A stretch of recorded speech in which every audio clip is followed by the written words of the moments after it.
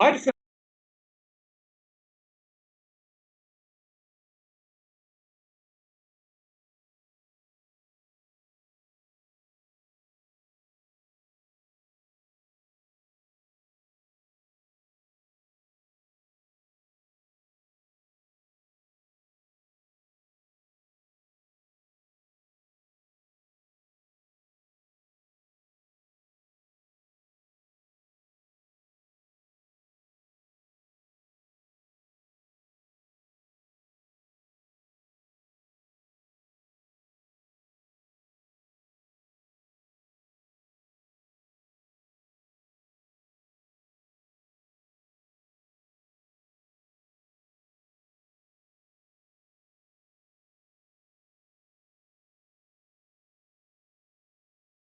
uh,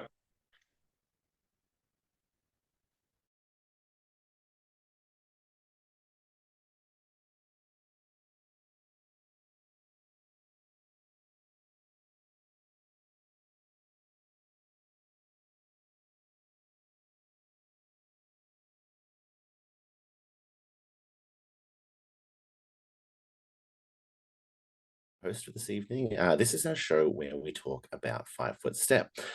We've just wrapped up season three, the Saga of the Serpent's Fangs, and tonight we'll be talking about the second trilogy, the second half of the season, our tier three trilogy, episodes 5 to 8.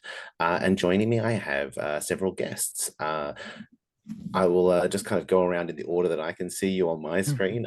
We have Jason, the author of Flood of Fury, who is joining us to chat about the module.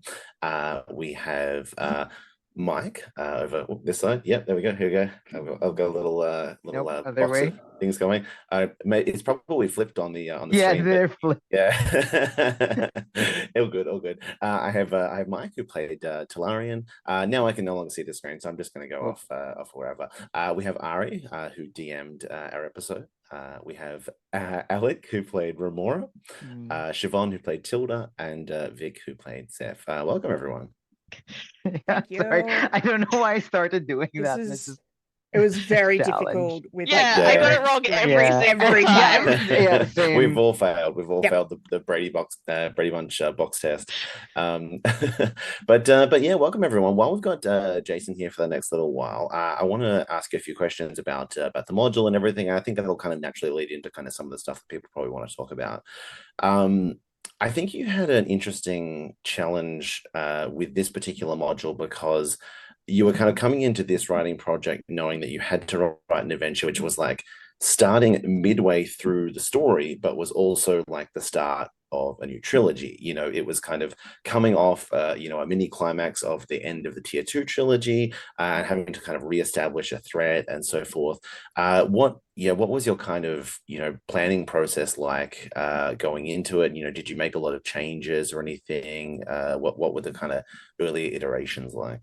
There have been many, many iterations. As you know, like a second episode of it feels like a middle of the trilogy kind of feeling. Like it's really hard. I don't know how many drafts I've gone through. I can't remember.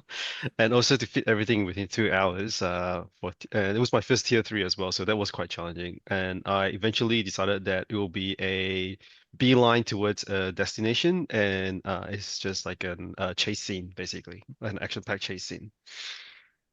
Mm. Awesome. Yeah, I think we kind of had a little bit of an outline that we wanted to kind of start off the next trilogy with the bang, kind of, Mm. the reestablish the stakes and so forth. And I think, just having a big all right, everyone run, there's a huge battle, there's a bunch of stuff coming out of the Mm. surf kind of thing. I think that kind of established that pretty well.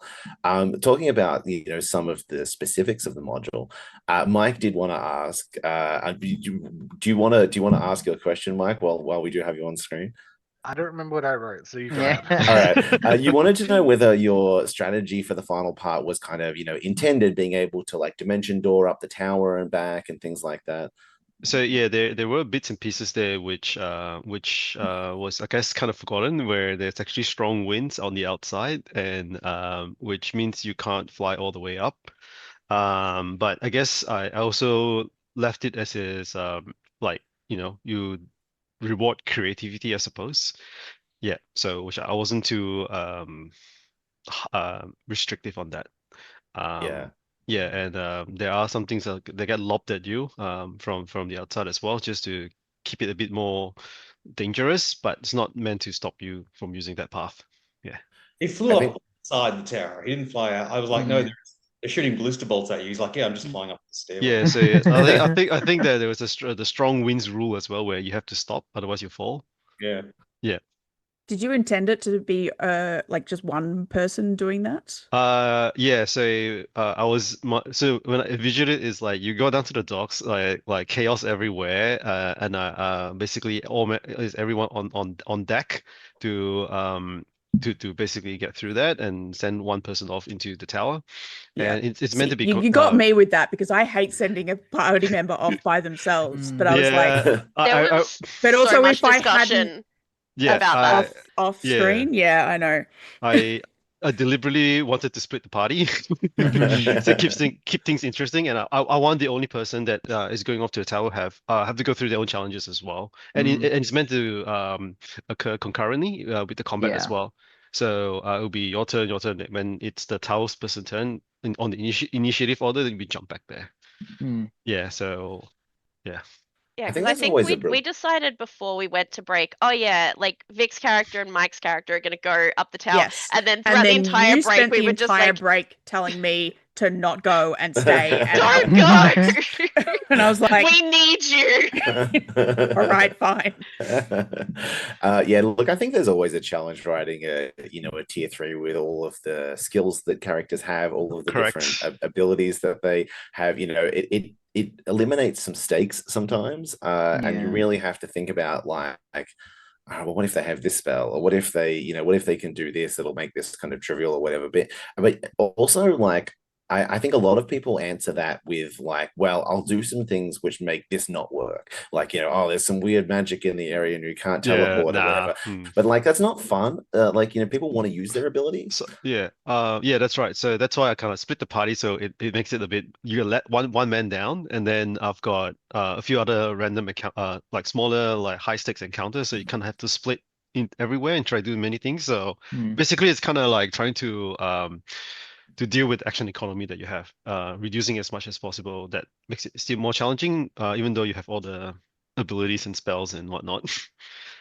Speaking of abilities and spells and answers What to spells? answers to spells. complicated problems. What can you does anyone have any ideas? I'm going to open this up to the table. Does anyone have any ideas how they could have saved Erlan that isn't putting a blanket over him? Set him on now after the fire. fight? Fire. Because I'm not sure that worked. And Save from the what save at what part? I He guess. started to freeze into a cocoon. Yeah, so I'm yeah, sorry. that Erlan scene, the things that Erlan was going through is actually basically it's like foreshadowing what's occurring, I think, in Mike's scenario next about the ritual of changing that I can't remember off the top of my head, like basically converting them to the sea creatures, I think. giving them gills and things. I have gills. Yeah, today. Yeah, you do have gills. I don't know if you can actually see it on No, we can see them. on the screen very Yeah. well. It So- kind of just looks like I have weird growths on my neck, but That's so what this- gills Is that what are. gills Yeah. that's what gills are. Yeah. I'm rather. I think it kind of looks like a ribbon, just because It does when you It- tilt down, I feel like I looks might continuous. have put it Yeah, higher, I but feel like they should be like more up Spaced here. out. yeah, I was they thinking look they're better just from more to down the here, side. but Yeah, it is what it is. it's all right. Now So we know anyway, what they no, are. we have no idea how to save Erlan.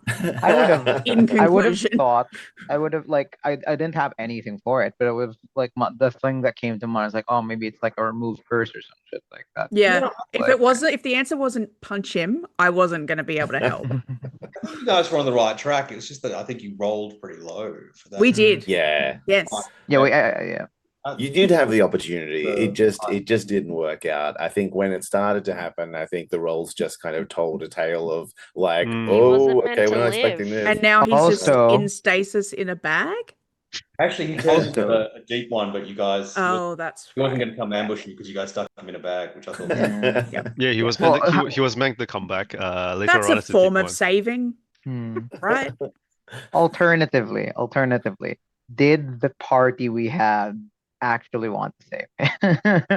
I will say, Because- for the record, really I'm pretty sure I looking for it. tried like dispel magic. Like I did other things than put a blanket on him. Just like yes, Talarian is the Yeah, the one would who cares. prestidigitation have worked? Like Yeah, the like warming make part it of that? warm.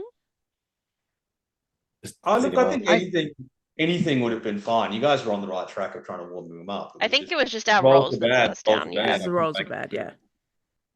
It is what it is. Yeah. I mean, Ari, obviously, you know, there were a lot of different kind of ways you could go with this. There were a lot of encounters that are written into the module that you could have run, and you know, you had to choose for, you know, the format that we had and everything, kind of what stream you wanted to run. Did you have any kind of like considerations that you made preparing the module? Is there anything that you would maybe like go like, oh, maybe I would have run that differently next time, or anything like that? How did you feel about, you know, how the options that you prepared panned out? Yeah, look, I mean, time is obviously a bit of it's a good module, but it's a tight one for 2 hours. Yeah. And I think it would have been nice to spend a bit more time sort of building the stakes, especially with Erlan at the beginning, but we didn't have that. And also Remora just seemed to want to the next section. And yeah, look, the battle at the end, there are definitely a few more encounters, and there's a bit more chaos, and that the battle at the end with the stakes of the one player climbing the tower, I just wasn't prepared for Mike first flying, and then when I tried A common refrain for DMs. I wasn't prepared for Mike. I was like, well, okay, I'll teleport him back down to the bottom. He's like, well, actually, I could just dimension door the entire tower. Oh well. It's all right. I have to say thank you for rolling like not amazingly as a DM and letting me actually kill one of the big things, especially the one that had like I have a phobia of like octopusy tentacly things, and there was a big one on the board, and I was like, I want to kill that now, and you let me, so thank you. Yeah, I did totally like it was kind of like a consideration going into the season of like, well, we don't want to go for like big octopus boss or anything like that.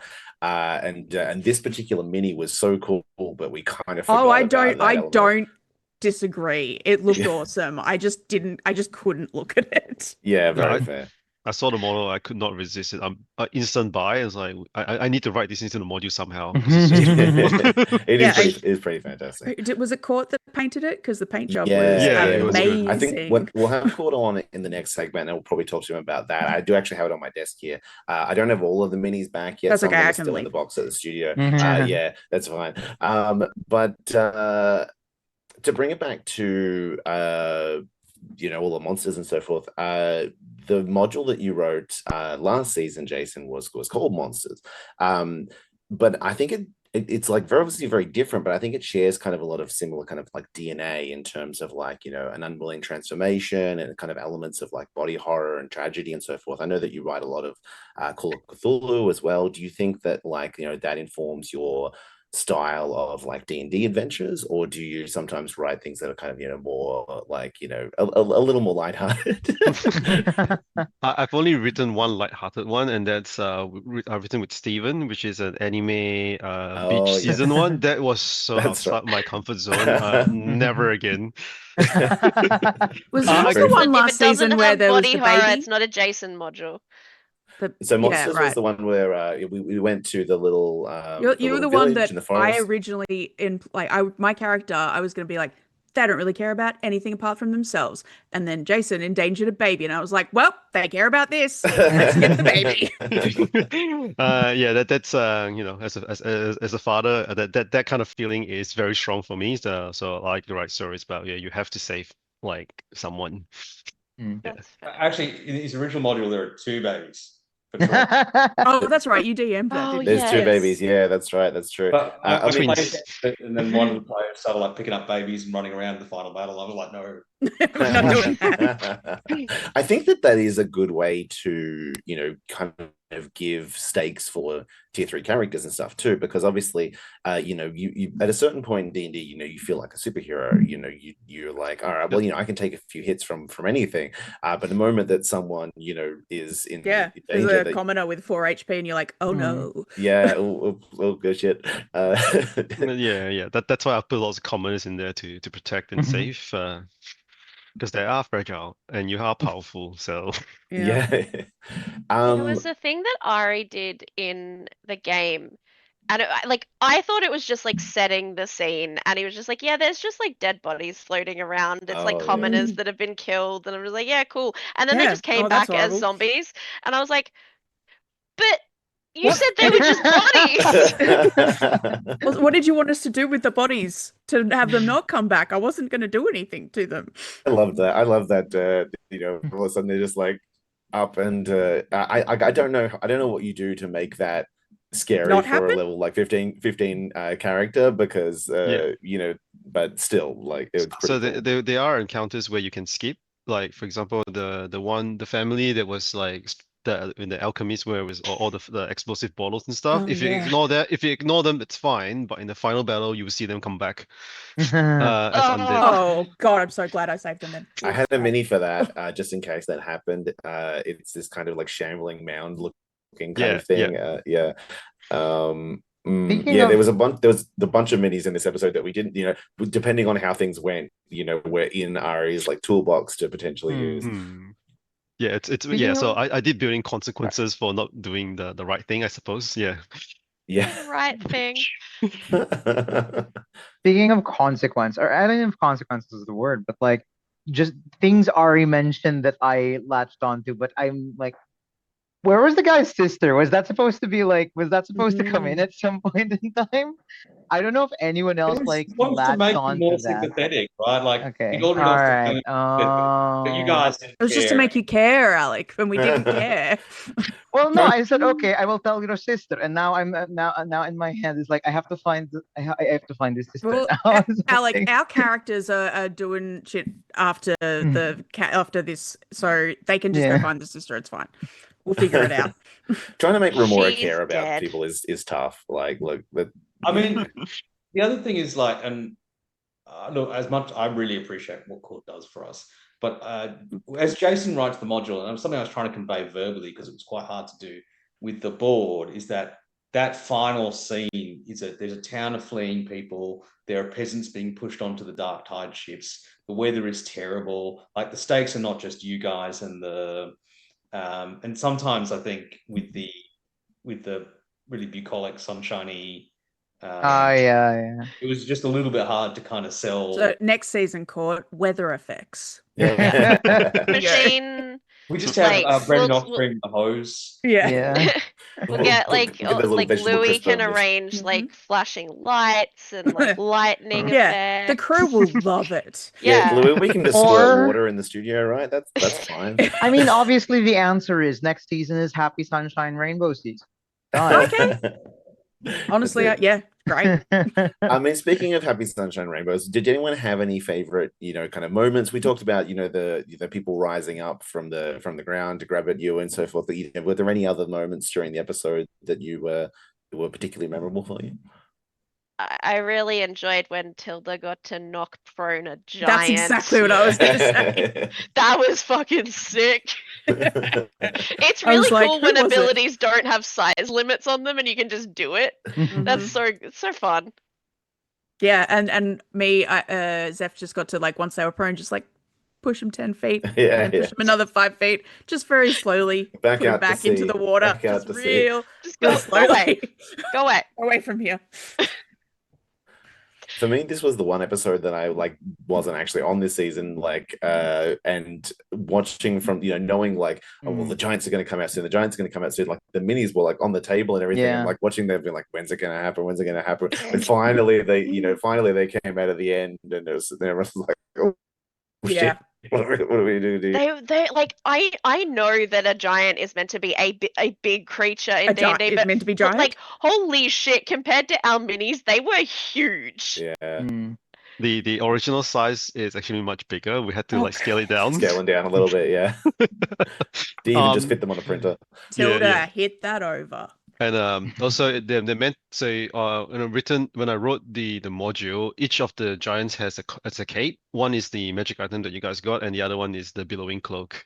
And they were Mm. meant to Yeah. ride a giant storm crab into the combat. Oh, And that's and cool. and a lot of the treasures and the gold that you got at the end of the module, they're actually encrusted onto the storm Yep. crab. So it's kind of like the shiny that Yeah, yeah. yeah. It's meant to be. Storm crab was actually there. We had the module on the table. It was in the But- writing until about 5 minutes beforehand when I realized I just wasn't going to have time for them to fight. Yeah, that's right. Yeah, so It that was was sat underneath where I was sitting at the table, ready to come out. It's actually funny making like printing and painting a crab that size. I painted that one. We didn't end up using it in the end, but it just looks like a normal crab at that scale. Like, It was- there's Like a- an actual I was gonna crab. say, you know, you can point get a where a bunch of mini- plastic Yeah. crabs. yeah, I know. Yeah. There's a certain point where a mini just looks like a regular toy crab, and it's just like I could have saved myself a lot of time here. There was one thing that I really enjoyed, just like the visual of it was when Mike's character was at the top of the tower trying to figure out all of this thing, like Arcana check, and just the idea of just standing there while in the background all Oh, this yeah. chaos is Yeah. happening. Like I really did enjoy the visual of that being Yeah. described. That was nice. It's very cinematic. You can see Mm. that. Yeah, Yeah, It's like- absolutely. Yeah. just a little music change of the elevator Yeah. music playing in the background was like, This yes. girl from Ipanema playing in the background. Yeah. Yep. Fantastic. Awesome. All right. Well, is there any are there any final bits and pieces anyone wants to talk about episode 5? Any questions for Jason or for Ari or the table characters or anything like that? Jason, did you say that was the first tier 3 that you've written? Yes, that is the first tier 3 I've written. Hey, that's awesome. I usually write tier 2s. It was great. Yeah. It was very fun. Fantastic. All right. Well, with that in mind, we've got 3 more episodes to talk about, so we're going to Yeah. take a short break. We'll switch around some of our cast, and we'll be right back after some messages.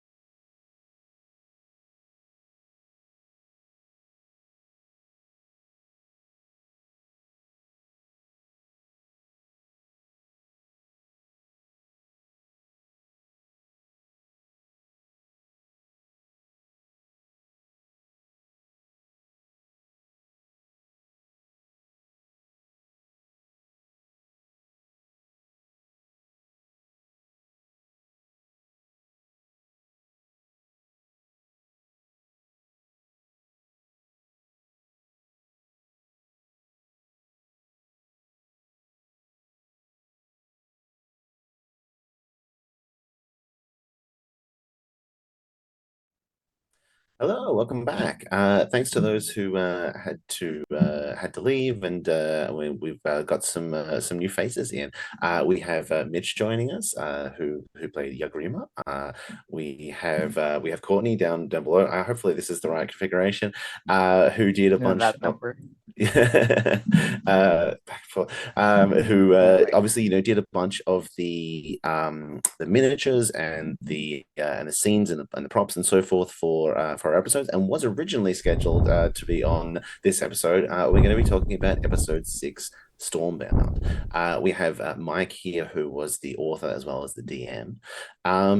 Mike, how did you approach this module, knowing that you needed to kind of tie together Jason's module that we just talked about, and also the finale? I think honestly, sometimes like writing the middle part of something is like the hardest bit, because you kind of have limitation. You kind of know where it needs to start and end, but trying to make something important and interesting kind of happen during that kind of point. Like, what was your process, and what kind of changed during your planning? So I just wanted to keep it as simple as humanly possible, because I didn't really know exactly what was going to happen before or after. So I just kept it very kind of not generic, but yes, streamlined.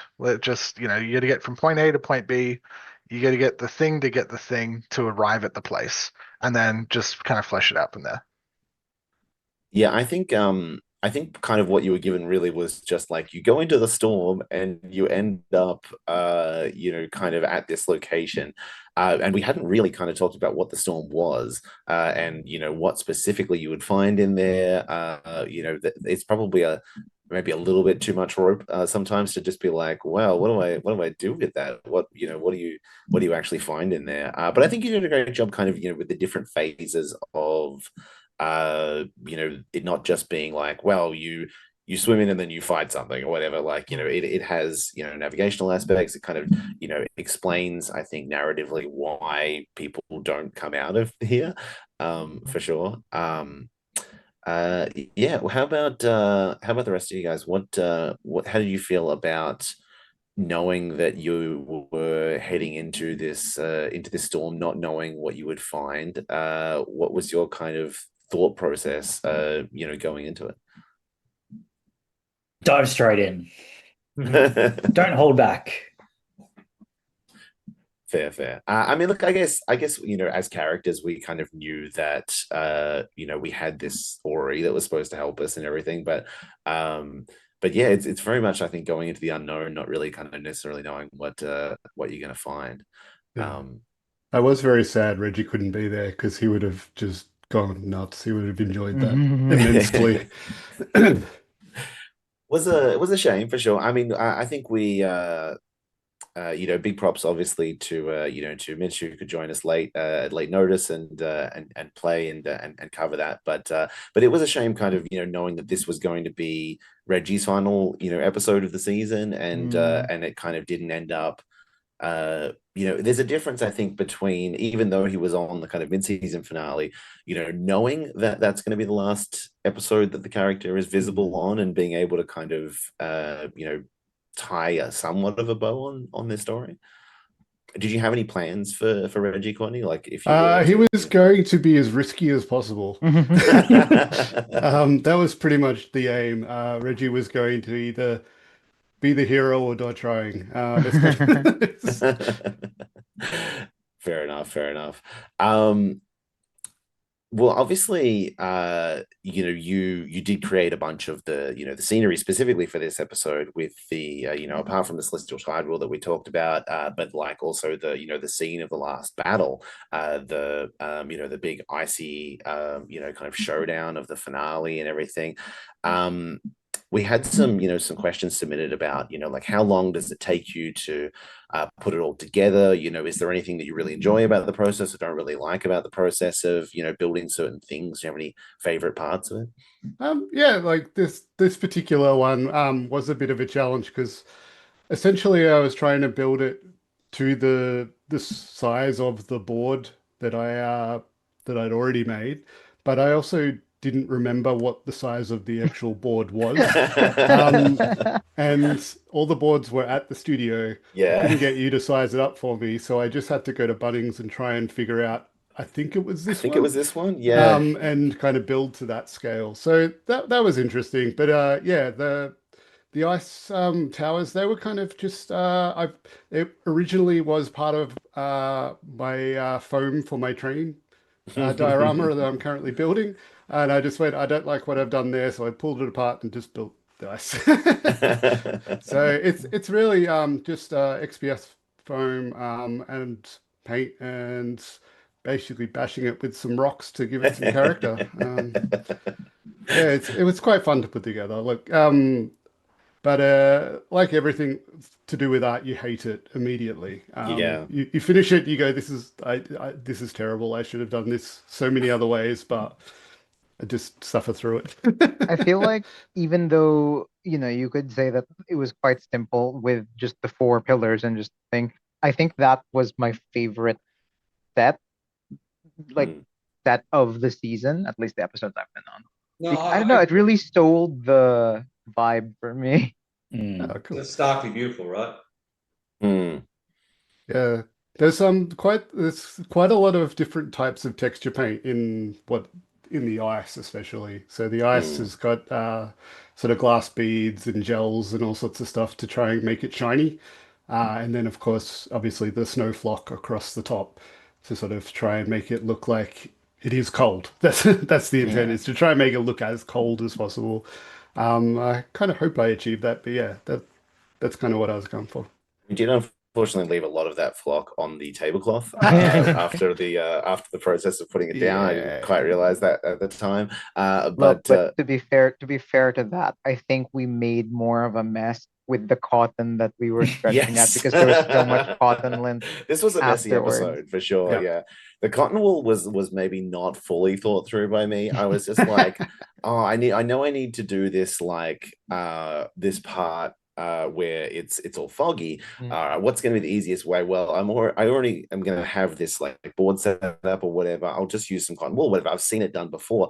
Not thinking about like that these were like very much cotton balls. Like that was what I found, rather than like more kind of cotton wool that's like and so we had everyone unpeeling these little unrolling and stretching them unrolling and stretching them out. I think it came together in the end, but I probably should have opened it and played around with that process before doing that. But it all came together. Court, can I ask a question quickly, Brendan? Yeah, absolutely, go for it.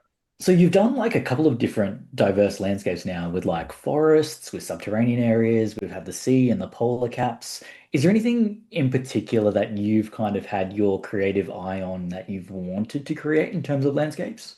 Yeah, I would love to be able to actually create an actual like city area, like a sort of the main road through a city, that cobblestone kind of set up, and actually be able to make it work. I did try to do that, I think, in season 1, but I wasn't happy with it. But I think now I know enough about what I'm trying to do. I've also recently learned how to make magnetic terrain, as in put a magnetic, basically iron filings in whatever the plaster I'm putting down, and it will make it completely magnetic.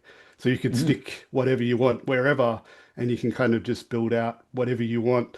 And you can just put it, if you want a lamppost there, you put it there. If you want a tree there, you put a tree there. That's really that kind of cool. stuff. So that's what I've been experimenting with lately. Hopefully we do it again. Maybe you guys will see it. Authors take So what I'm note, hearing perhaps? is next season should be completely urban. Oh, that would be fun. That would be. That I would mean, be a lot of fun technically, a for me. lot of last season was urban, but like we tended to go then from like there to underground and stuff. We had a couple of like street scenes where we used the board that Court made to kind of set up some buildings and stuff, but we didn't have a lot of encounters necessarily that happened. Like actually, Mike's module from last season, the beginning encounter is on that board, but I don't know if we did. I don't know if we had too much time to do the battle there or anything like that. But yeah, I think actually, this particular module was relatively subdued in terms of the amount of combats that you tend to usually want to include in a module like. Yeah. This was kind of really kind of 1.5 with how much we dispensed the early pirates with. I know that you did also have the potential that the ship could get attacked though. I will say this module was okay. So the last one I wrote, the Broken Stronghold, that was just an adventure that I kind of had already written, years ago.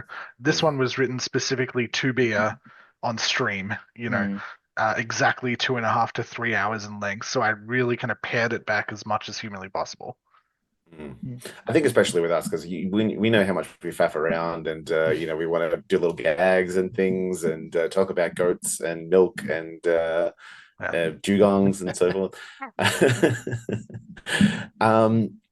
Well, talking about the the kind of early parts of the module and leading into the finale and so forth. Do anyone have any kind of like favorite moments during the episode or anything that stood out to them?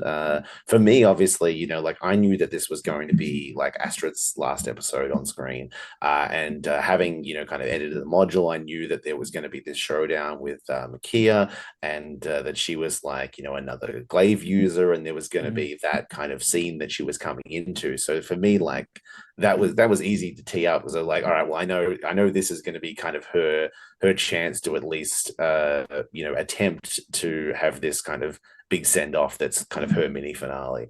But what about the rest of you guys? Did you have any particular points during the episode that stood out to you? I don't know if point. Oh, sorry. Go ahead. Good. No, I was going to say just the glaive off was very cinematic, and it was quite nice kind of seeing that come to fruition. Yeah, I didn't roll as well as I would have hoped during that scene. Yes, unfortunately, I rolled a lot better earlier in the season, and I felt a little bit let down by that. But it came together. I didn't want it to be like people going like, "Oh, I'm going to hold off so that Astrid can finish off this fight that she's having." But that's that's interesting too. I did tell you if you didn't settle it in that round. Like I'm here so I can dispense of them so you could have that. Yeah. But I don't think I necessarily had like a specific moment. I'm glad my plan of just telling them to jump worked. Yeah. But like I that do was pretty great. I do enjoy that it seemed like it's more like I'm always worried with Mora because she's supposed to look like effortlessly badass, and I'm just really thankful that it usually worked out. Because then a character like that who's kind of like really mean, really whatever. It's like they have to be able to back it up. So I'm playing Remora this season. I was constantly kind of like afraid, just like if like oh shit, if I mess up, it's like oh there's no save face feat in real life or as a player. But I mean, yeah, that vulnerability to lightning damage was pretty clutch. Yeah, like I mean, the thing is kind of like I don't think I used any. I think the jump thing was the most unique thing I did that episode because I'd like everything is just like the same tool set that she's had for the most part. I tried my best to like diversify it, but yeah. I think there are a few maybes that like and what ifs that could have happened. Obviously, your agreement wanted to try and topple one of the columns. There was talk of dressing as pirates and taking one of the ships and trying to like infiltrate, not knowing kind of what we were going into. So there's some different ways that it could have gone. What about for Trixie? This was the first time we saw Trixie coming into the season just due to the way that scheduling worked and so forth. Did you have any kind of plans of what you were going to do to kind of leave a mark in terms of Trixie, Aaron? Not really. I just I went into it completely blind. I'll be honest. I was mostly that first episode. I hadn't played D&D in about 6 months. Yeah, I was just like, just don't make an ass of yourself. Last year's forgetting what a critical role was, and having Mitch remind me that a 20 does something in D&D. Don't make any big mistakes. That was my main very thing. fair.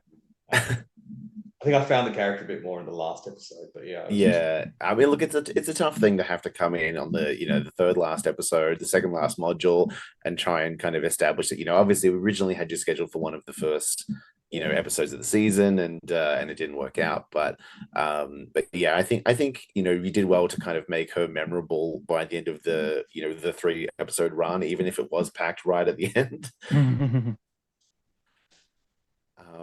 Okay, well, in terms of while we've got Courtney here, before we go into other questions, I did want to ask, someone sent through a question asking what our favorite minis were to paint this season, for for me and you, for people that were painting the minis, and I want to kind of also extend that question to everyone else, like kind of what were your favorite minis or sets. We talked about the battle set during this episode, but also did anyone have anything that kind of stood out to them on any of the episodes where they're like, oh yeah, that's my favorite? I want to start with Courtney though.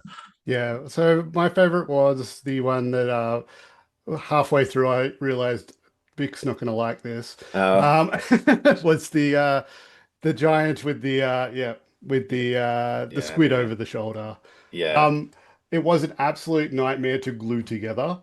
But painting it was a joy. I really enjoyed painting it. Like all of the, I got colors in the right spot. I was able to paint eyes. All the things just sort of came together as I was painting it. And it's like, it actually looked good and I was happy. It's fairly rare. Yeah. I'm glad that you were the one that had to glue that one together, because like I did take a shot at printing it, and my printer just wasn't dealing with it, and it was having some troubles at that point in time, and it came in like 7 different bits that you had to glue together, and I'm like, I'm glad Courtney's doing this and not me. In the end, I went through 2 different super glues. They just didn't want to stick to resin, and there was also, I had a Tamiya putty. I managed to get Tamiya putty and the glue together to hold it enough that it sort of melded together enough. Well, I will tell you, the squid did break about 10 minutes after you dropped it off, and I did glue it back together, and it has lasted until now, so it's all good. It just kind of, I'm like, oh no, I've already broken this. Courtney's barely left.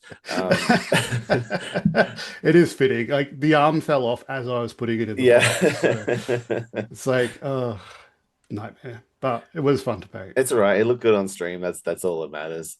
Yeah. For me, I think similarly, it was Asuka, who's the storm giant in the next episode we'll talk about soon or whatever, but she was a lot of fun for the same kind of reasons. I think giants are a fun kind of choice because you get to do these interesting skin tones. They're large, like the faces are large enough that you can you're not just kind of like minuscule trying to get tiny little details and stuff in, and they just have these like super cool kind of dynamic poses or whatever. But the big boss, the aspect was the snake thing was pretty fun too. But what about the rest of you guys? Did you have anything that stood out as your favorite kind of? Is that still like I feel like just is painting giants still painting minis at that Well, it's smaller than a giant. It's a blurred line at that point. Yeah, it is a lot easier to paint big, but it's a lot easier to make really obvious mistakes. Yeah, that's it. Yeah, if you mess up the face, it's large and you can see like. Yeah. Yoja's aspect for me, I think, was maybe one of the top minis of the season. I loved that thing so much. It was Big Sneaky It's Boy. really cool on the stream.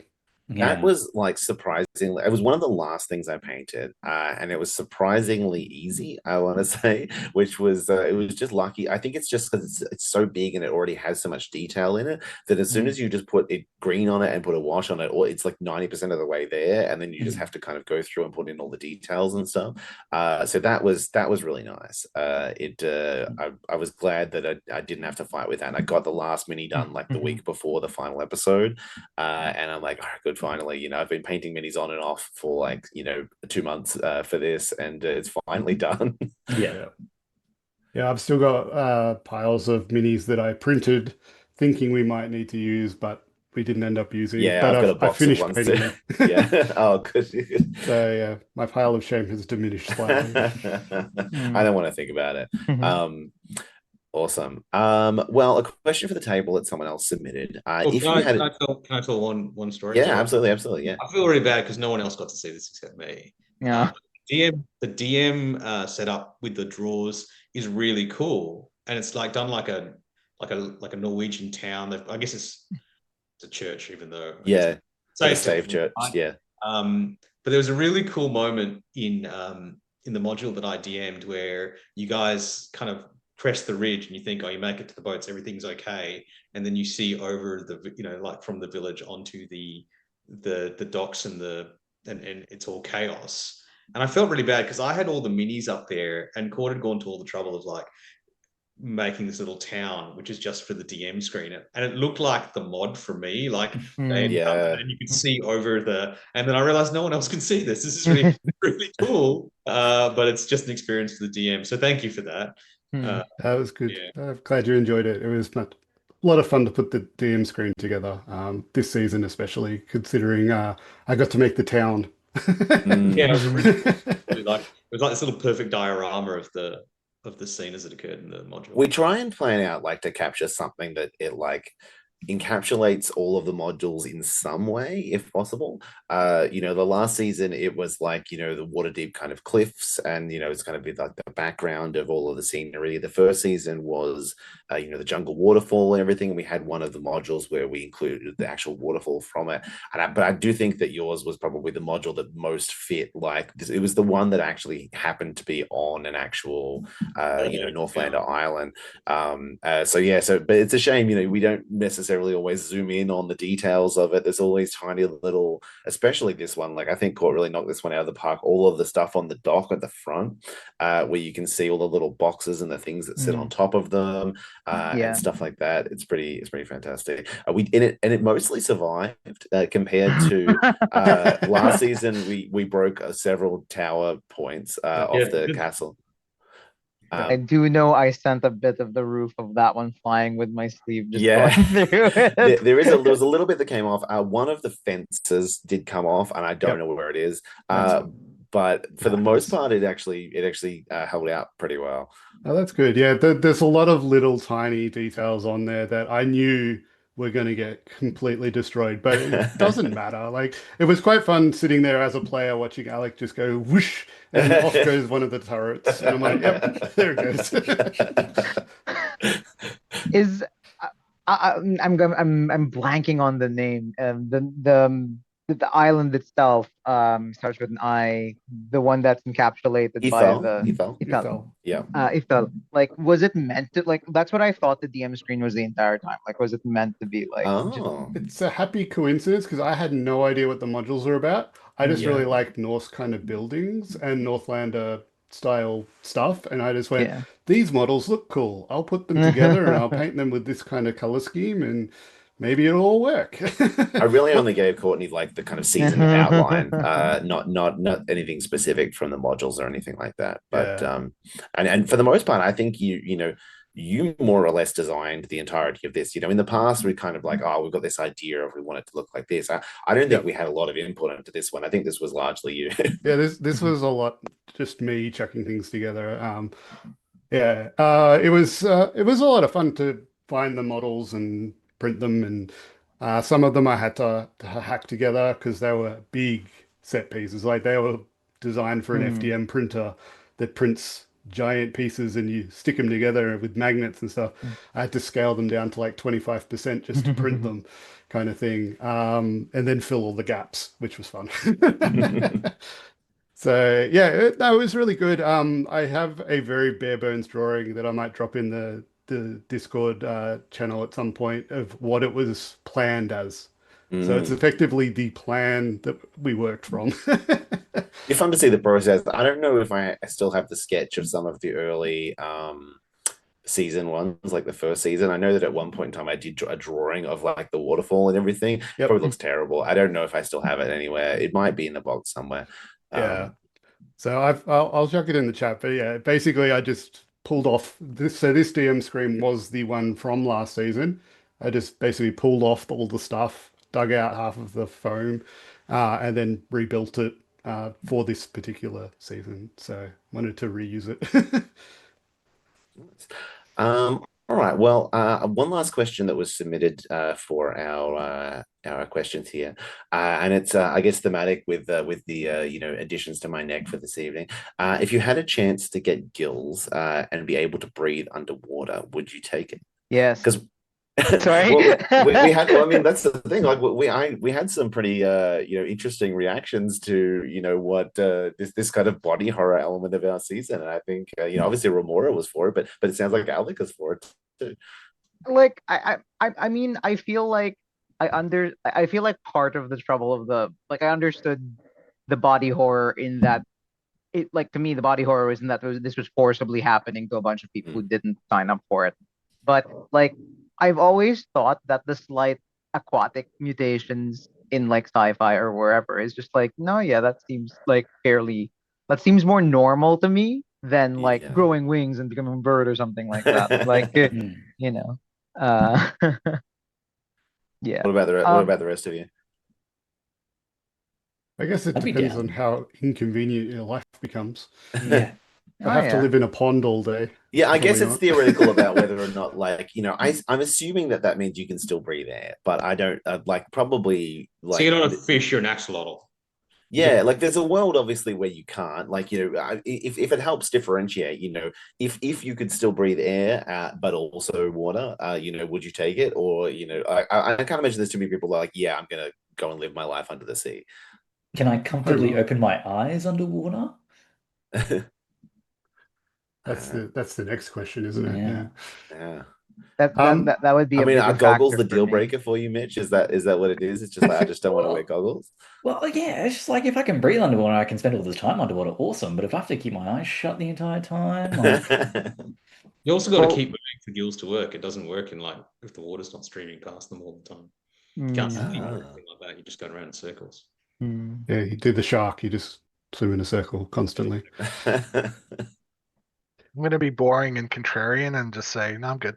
Mike's I happy. think I think that's kind of where I'm at, to be honest. I'm like, I just don't know that I'm enjoying like swimming in like a river or the ocean or whatever enough for gills to just be like super convenient for me. Like I think Yeah. I need a lot of other mutations for like being, actually living underwater and not just being like, oh well, I'm not going to drown. Like that's step one. If you're a sailor though, in that time, that could save your life. Like it's like Sure. a life vest without needing a life vest. I think that you have a point in that I don't think I generally like to go swimming in most places, but I just think of all the times I've been like more like in the ocean itself and be like, oh, I'd probably be less scared to like go see stuff if I had gills and didn't worry about like not being able to breathe suddenly. Yep. Something goes wrong. Oh no, I'm all right. Very fair, very fair.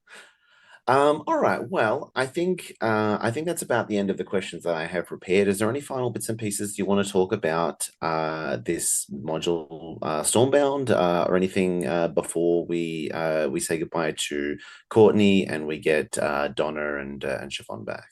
I think I do have one question more for Mike. I don't know if it like I don't know if this is just because I'm reading too much into it and like the vibe I got was like that TV show 1899 like was there other like besides the storm magic itself was there any sort of like timey-wimey or like dimensional shifting kind of thing going on there or is it just Absolutely not. It's just yeah. I 100% was like something like that is going on here. Like, why are they here? How did they get like with the Okay. other ship? Yeah, I Yeah, thought so as well. I was like, it'll turn out they've been trapped here for 200 years or something. So yes, in my original concept, it was a ghost ship. I Mm. decided to remove that because there just wasn't enough time to really Fair delve into that in any real way. So I just plug and played a ship from a module I Yeah. wrote earlier. But the intent was basically to show like if you didn't have this compass, your ship would Yeah. be destroyed effectively like theirs was. Yeah. That's all it was. It's funny that Yeah. Alec and I got the same vibe. Tutorial intent somehow found its way through. I think we were just all paranoid, like kind of going into it thinking like, what are we going to find? What's it going to be? And I don't know that anyone was expecting to be like, oh, we're going to find pirates trying to board like another ship that happens to be in here.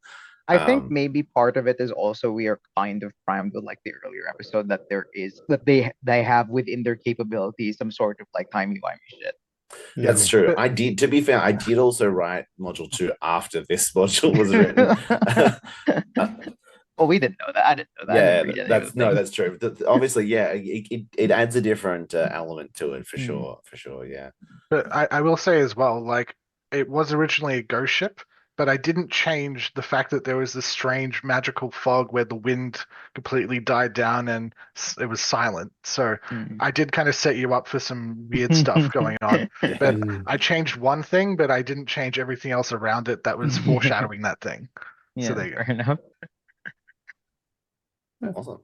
All right. Well, I think we've got a couple more episodes to talk about. We're going to talk about the finale. So big thank you to Alec and Courtney for joining us to talk about this one. We are going to take a short break, and when we return, Donna and Siobhan will join us to talk about the finale. We'll be right back. Thanks, everyone.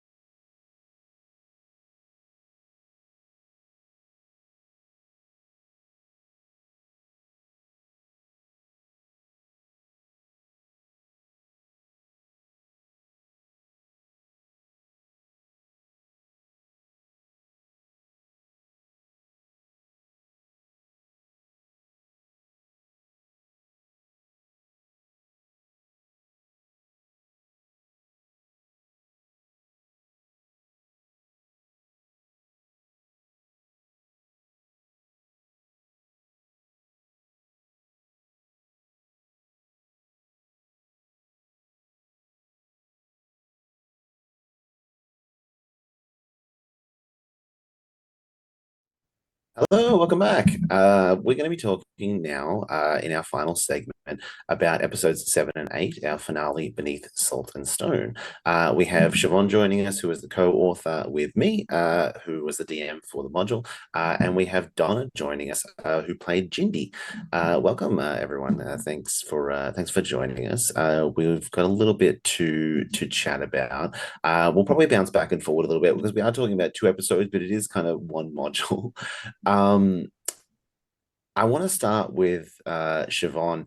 How awful was it to co-write a module with me? Like how tough You're was such it? a drama queen about Yeah. everything. It's just like, I want this way, and I want this way, and I'm not willing to budge on anything. No, it was great.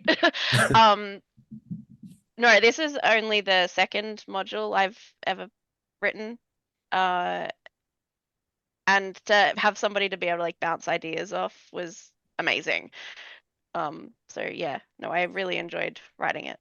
I think you're right. Well, it was the first module that I've co-written with someone as well, and I too like that. I think that was actually a really helpful part of the process to actually have like someone else's ideas to be like, well, I'm thinking about, this, or we've got this bit here that we have to fill in or whatever. What should we put in? And even just the kind of simplicity of just having someone to bounce ideas of like, well, we've got to have a little guy here. We've got Gotta to be a little guy. It's not a Brendan module if there's not a little guy. Even if Mitch hated the little guy. I just had the bad vibes. I felt it in my soul. Every time Brendan has used that voice, it has been for some treacherous little fucker. Oh, he was nice. The red flag. He's a good boy. He's I mean, look, he is evil, of course, but he has, good intentions from his perspective. The cuter the name, the more evil the soul. That's how it works. It's science. Poor little anchovy. It's funny, we, for the most part, like, I think that was actually one of the elements that kind of came in latest, but like, I think early on in the process, there was a little bit of like convenient timing for us, that during the writing of this, you were unable to get around quite a lot and had like a lot more time on your hands to write. So you immediately had already like plotted out a structure of this module based on our kind of discussions that we'd had early on. Yeah, I was very unlucky earlier in the year, and I broke my foot really badly, and I had to get a couple of surgeries done, and so I was bedridden for like a pretty significant amount of time. But that also meant that I couldn't work and I couldn't do anything, so I was just writing stuff.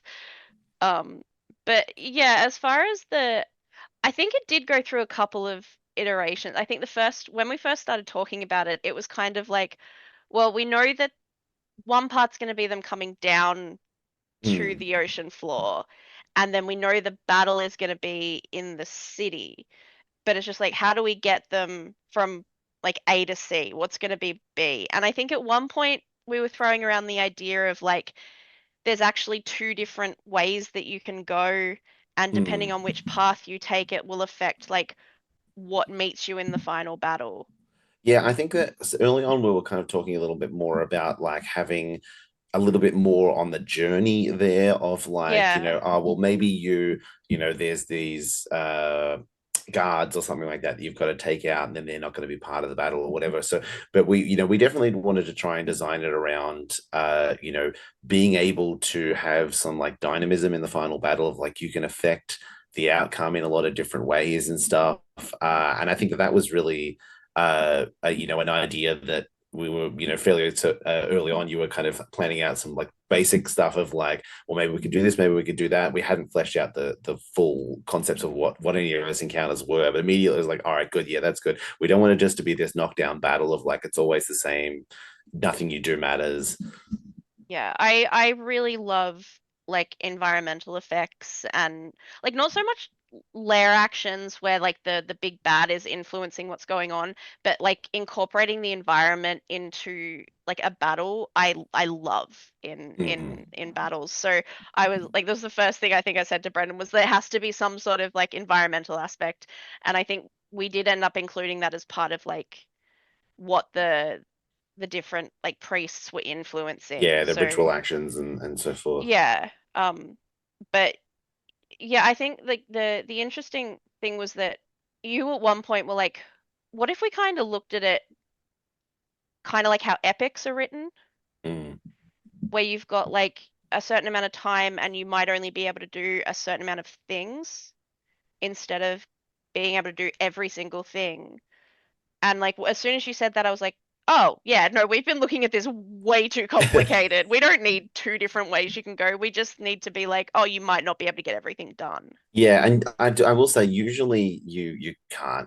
It was a little bit different for this particular running of it because we did run this kind of 4-hour module over the course of like 6 hours on stream. So because we were awesome. What are you talking about? Well, usually I would give you a hard time limit. I would give you like an hour and you would have to choose which things you wanted to influence. And usually people get through like 3 or 4, and there isn't a time necessarily to do all 6. But just it did, like, there was always still the possibility. I always knew going into episode 7 that I was just going to run everything up until the final battle, however long that took. And there was, I think we pretty much ran it to exactly time, being, finishing those combats at the end. That was, it definitely could have still been that you hadn't, finished those. But I do think I probably wouldn't run it that way again because I think it cuts the legs a little bit out of the tension of the middle section, of like having to make a hard decision. You really didn't have to make a decision because you just did all of them. Yeah, like in a perfect world, you would have like a timer on the table that is counting down. Like you have 1 hour until this bubble bursts, and you can go into this battle. What are you going to do in that time? We did make those decisions though because we sequenced. We actually did say we're going to do these things in this order. That's true. So we still could have not hit those combats. What to prioritize for sure. Yeah. Did you have any? I guess a question to the table. Did you have any questions about like what certain things specifically influenced or anything? I'm happy to go through kind of what might have happened if you hadn't done stuff, or what was your mindset knowing that you could potentially influence those things going into those different challenges. Would the giant have still been alive if we didn't communicate with her and encourage her to join the last battle? Yes, yeah. That's sad. Yeah. This is actually the first time I'd run it where she joins the final battle. So there is definitely the opportunity, the possibility that, if you don't convince her, which is not an easy DC, like you weren't a big charisma party. It wasn't always on the table that she was going to join you. She was incensed. She could have just, left and then wasn't part of it. And I think that probably would have changed the tide of the final battle a little bit because she did soak up quite a bit of the damage. We all would have died. We're really close. Did Umberlee or Valkyra provide us with anything in the end? I wasn't sure. So the Umberlee blessing was the temporary hit points. And there is like a minor magic item and so forth. The Velcor thing directly affects the area of effect in the final battle on Uazi's turn. It halves the damage that you take from that blast of damage. Ooh, yeah. So that was relatively important. Otherwise you would have all been taking an extra 3d6 every round. So that was part of it for sure. One of the actually things that we did change relatively late in the process of writing this module is that early on we had the Sharks and the Leviathan actually joining the final battle. Like there was a lot of like power in this potentially in this final battle, and a lot of dials that can be twisted or whatever to make it even more challenging than it was. But I also felt that was just going to be too much. Like it was many it was too there was a lot of moving pieces, and we were like, "There's too much, too many moving pieces." Yeah.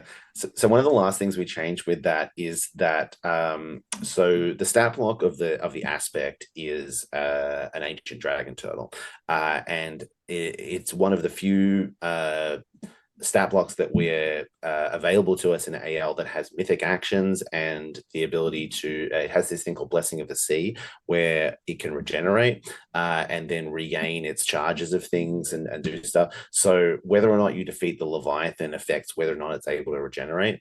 So that's so basically we have it kind of narrated that in round 3 the Leviathan kind of comes in and joins with the aspect and kind of powers it up, and it kind of gains these abilities and so forth.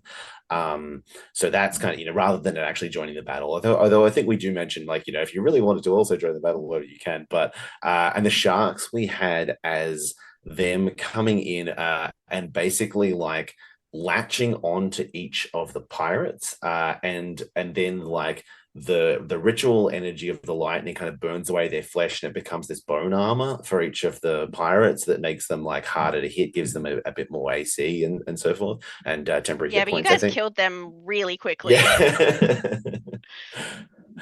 Even if the sharks had have still been around, I don't think they would have had any pirates to latch onto. Those guys were crispy very quickly. Yeah, you did well. I think I don't mind that, like, as a strategy though, because it leaves the things that do the most damage still on the table for the later rounds. That my biggest concern going into this battle was I didn't want anything that was just going to be like in 2 rounds you're just going to nuke it and it's going to be over.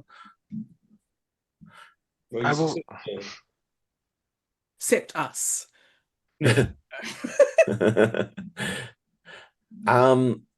Well, I guess from your perspective, I tried this season to kind of cast people in the finale who hadn't previously been in the finale in a previous season. What was the experience like for you, kind of being on the finale potentially for the first time? What was your kind of experience with that? I loved it. I'm getting to play over the 2 sessions. Like, you really get to immerse yourself in the world, and you just get to do so much more things that you wouldn't normally get to do in just a one and done.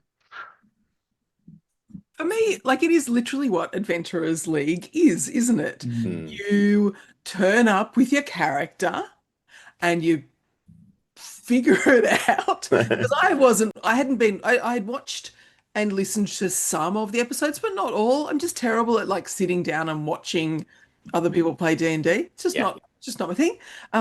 So I was going in fairly cold, but that's what we do. We go in fairly cold. We figure it out.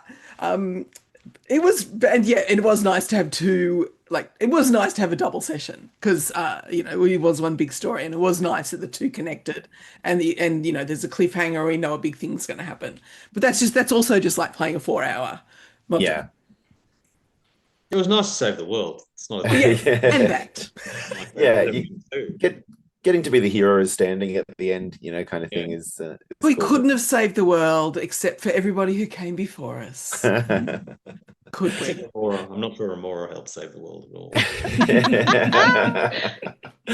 Well, I mean, that was kind of one of our things trying to plan this season. There was a couple of kind of points that we wanted to hit, which firstly was like a slightly more kind of linear, more stereotypical kind of D&D storyline, where it plays a little bit more as a campaign of sorts, that isn't like, last season was, the first 5 modules are a little bit disparate and then it leads into the finale, whereas this was kind of you play them in order, ideally, all the way through. But also we kind of wanted to establish too that the other characters were kind of still always around and doing things behind the scenes and off screen and things like that, and having that kind of campaign feel to it, which is, tricky to accomplish in, an AL kind of, drop-in format and with a rotating cast and so forth. So hopefully we did a decent job of kind of finding a middle ground there where it still works as a drop-in kind of one-shot module, but also still has this kind of overarching story. How did you guys feel about kind of the story overall this season and how your characters fit into it? I think it was quite cohesive. Especially, it was quite nice having those central NPCs that we could always refer back to as well, and kind of just include in those returning jokes too. And even like the Cutlass itself, the ship, it was kind of home by the end of it, and it's like, this is our home, this is what we have to protect, what we have to look after, and it kind of gave us more motivation to fight, I think, as well. I liked the different aspects that people brought to like Bart and Aurora and Cirrus and so forth, and you know that kind of life that came to the ship, which none of that was technically is on the page of any of the modules. It's kind of our interpretation of that. I think that there's a lot of gaps that you could fill between these modules and tell like a much bigger story if you wanted to use it as kind of a guideline for something. I think the one thing I really wanted to explore is the ship as a base, as like a home kind of thing. So I didn't include any of that in my adventure, but I did love those little moments where you could see characters just doing their thing, not plot related at all, just like puttering around with Bart or doing whatever. Oh, sorry. There you go. Sorry, I was gonna say, like, it would be interesting if you were doing like a long-term sort of seafaring campaign or something. The new Bastion rules could be interesting in that sort of aspect. Yeah, we didn't want to delve into that too much because obviously, we didn't really have time for it. But definitely, there's elements of being able to, if we had downtime episodes or whatever, of being able to customize the ship and make it more home and have interaction between characters and stuff on the ship and stuff. There's definitely a lot of stuff. If we'd had a 100 episode season or whatever, there's a lot that we could have done with it. Yeah. Awesome. Well, to bring it back to specifically like the finale before we kind of talk about the season in general, what were people's kind of favorite moments from the finale? It got a bit dicey at the end there. Were there any kind of bits that had you a bit worried? I know I was a little bit worried at one point. It's a bit dicey at the start, not at the end. Yeah. That freaking steam breath just is like, oh. Yeah. Yeah, what was with Chekhov's potion of lightning resistance that was totally useless in the end? I was like, I'm getting cooked by this fire steam breath. What the hell? There was the environmental effect that was lightning, and if you guys hadn't have taken care, if you guys hadn't have done the tower, you would have been taking like, I think it was 66. Yeah. At a base level, but because you'd done the tower, you were taking 3d6, and then half of you were resistant, and you had the so that didn't actually do that much damage in the end, but it had the potential to. Yeah, we got through about 5 rounds. It would have chipped down quite a bit. Yeah, I was looking forward to what would have actually happened if we had an on-screen TPK.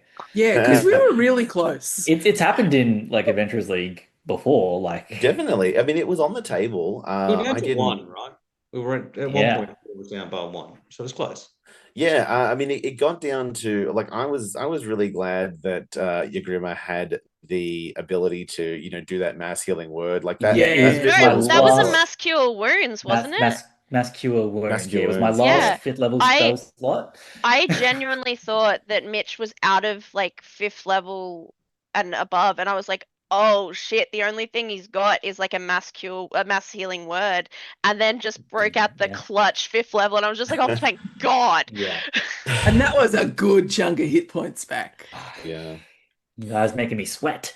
Well, look, I'm glad. Like, I think that it was a difficult line to play. I wanted it to feel like there were real stakes. Like, I think that we went into designing this battle wanting it to hit like a truck. Wanting it to actually be a challenge for tier 3 adventurers. And I think that this party maybe wasn't the best suited to fight it.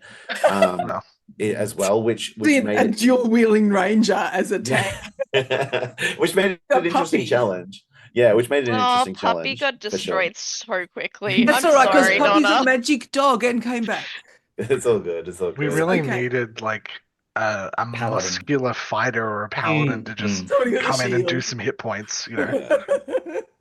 Yeah, like, because the whole thing, like, leading up in this season is that you're trying to stop an elemental god from returning to the world. Like, the final battle can't be easy. No, exactly. Yeah.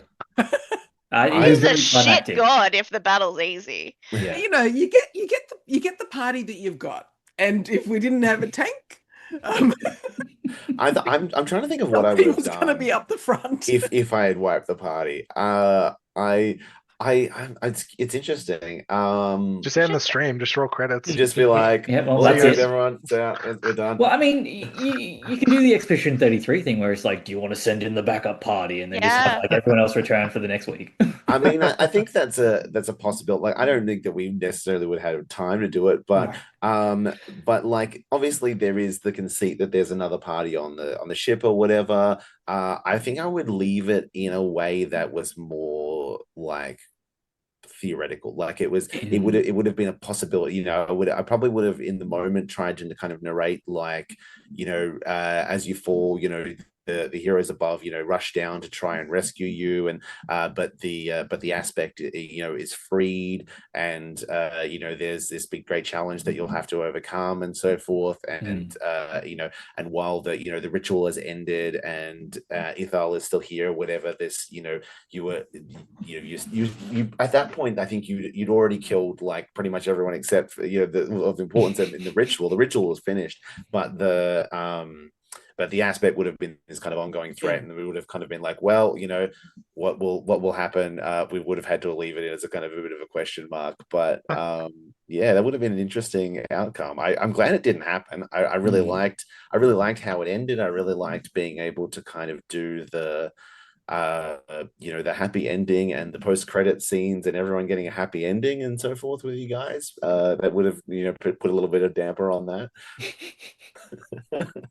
At least Bart would have been safe. That's all that matters. I will say my favorite moment of the whole 2-session finale was sending Uwazi to the astral plane. That's just pure D&D, random chance, and that just was worked. Fantastic. No, hang on. The best part was when Tolarian turned into a pop plant. Let's Yeah, that was actually the best part. Yeah. Yeah. It was incredibly humiliating for the grand like wizard, tier 3 wizard, to get sucked into a vortex, turn into a pop plant, fall, shatter, and then go down. Or while you're exhausted because of something that happened last week. Yeah.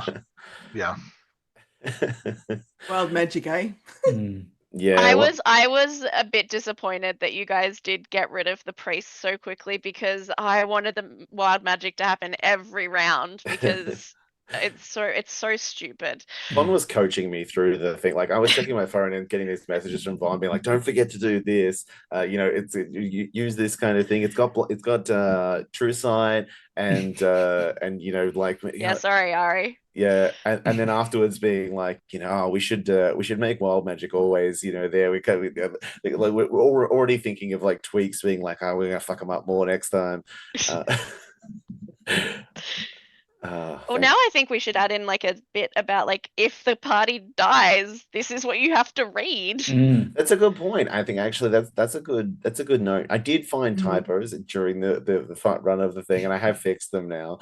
But like there was like the way that the ritual worked was one of the last things to change, because we knew when we designed it early on, this is too challenging right now, but we will run it and pare it back and see, because like, so I think it's often that you will design something for AL and kind of go, well, this is too good, I'll pare it back, and then you run it for like a strong group and they just crush it, and it's just like, oh, well, actually I probably could have run it strong. So I intended to play test this strong and then pare it back, which we did kind of last minute. Those were kind of the last changes that got made before it got published.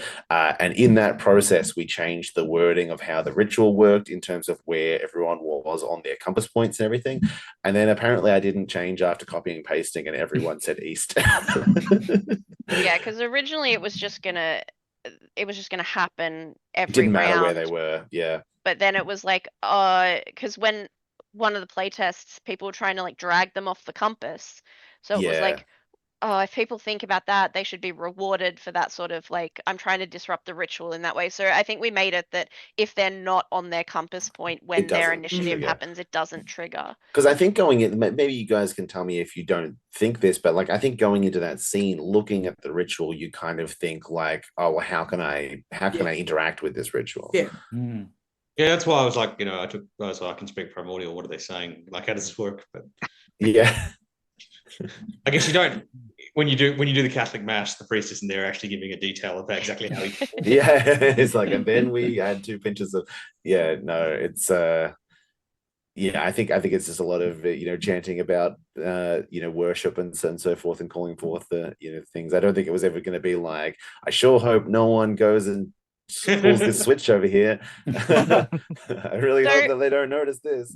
There was stuff that we specifically did to make sure that people couldn't interrupt the ritual as easily as they possibly might have been able to. Yeah. When we were designing the map, we were just like, okay, so we can't make it so somebody could just put up a single hypnotic pattern and just get everybody, because that'd fuck the whole thing. Yeah. So we've got to make it so you can get 2 of them, maybe, in one of those, but everybody else is just slightly further away. So it makes that sort of thing difficult, because look, the hypnotic pattern is a clutch spell, but it can make things so easy and boring sometimes. Yeah, you never want boring.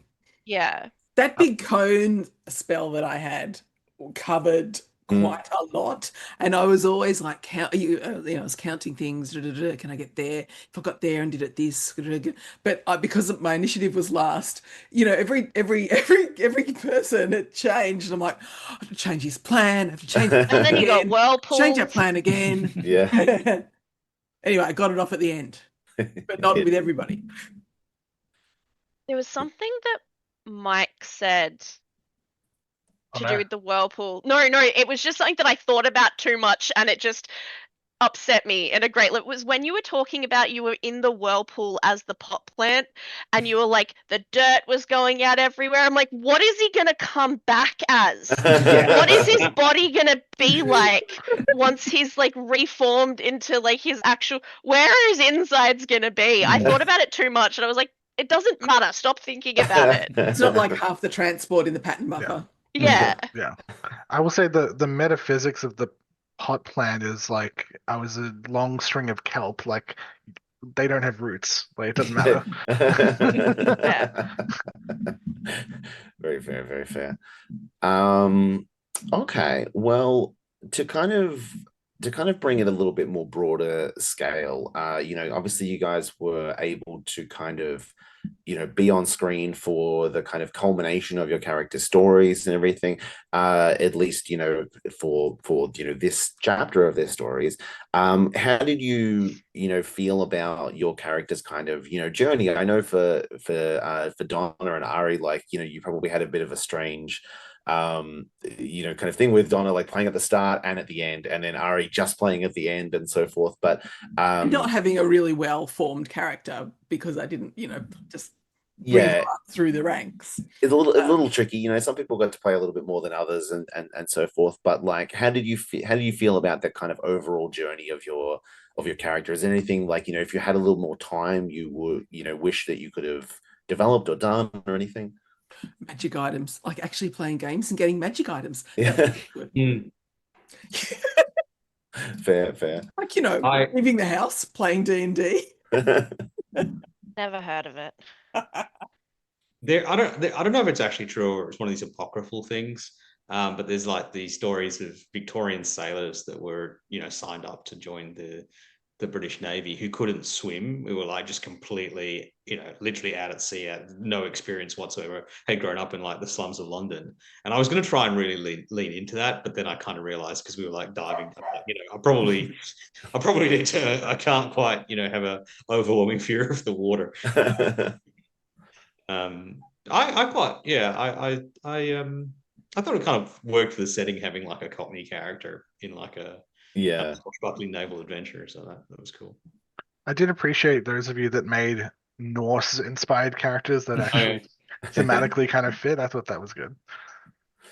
I actually already had Astrid as a character that I just kind of retweaked a little bit to kind of make it fit with this story. But I think that I really enjoyed, and I kind of wish, if we'd had maybe a little bit more time to have like big downtime conversations and stuff between like Astrid and Tilda and stuff, in terms of their outlook on the Northlander Isles and their culture and all of that kind of stuff. I think Astrid was very much a character who was from here but didn't belong here, and whereas Tilda was a character which kind of epitomized what it was like to be a Northlander, and there was that kind of dichotomy between the two of them. I will say as well, like I did have an arc in mind for Talarian. I don't know if it came across at all, but basically his arc was like, I'm a carefree loner to I'm a stoic protector, and I've taken on the responsibility of guarding these lands.